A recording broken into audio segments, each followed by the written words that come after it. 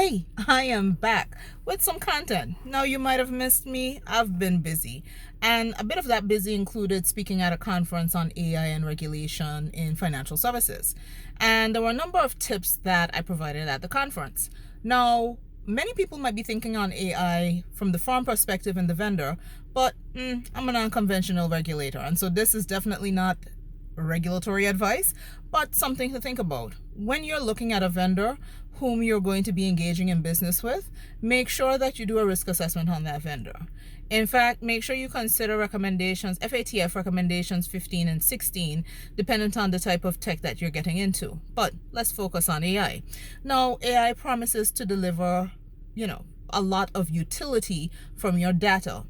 Before you even look at an AI provider, is your data in a particular configuration that would allow it to be utilized to full effect so you get the best bang for buck out of an AI system?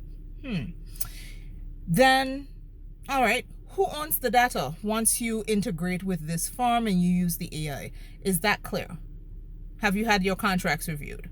And have you disclosed these things to the regulator, especially if you're going to be touching data in different jurisdictions or your data is going to become suddenly the property of somebody else? I mean, there's fine print.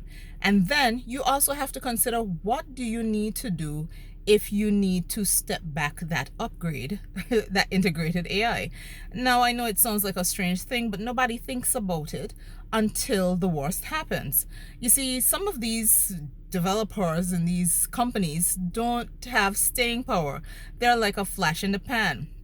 And it could be for a multiplicity of reasons. It could be that they're acquired by a venture capitalist firm, and guess what?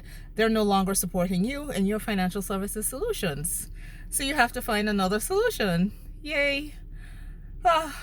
There's so much drama that could happen. Or the dev team might be like, right, this was great after a couple of years. We're going on to more exciting projects. And we're dissolving the company and we're just gone. And you might be saying, Simone, in financial services, that would happen? People, different generation. Think quiet quitting for tech. There's so much for you to consider. But again, when you engage a regulator, make sure you ask some questions. Make sure you're clear in terms of what the outcomes are going to be and mitigate against unexpected surprises. Definitely a lot to think about. And I'll be back tomorrow with more content.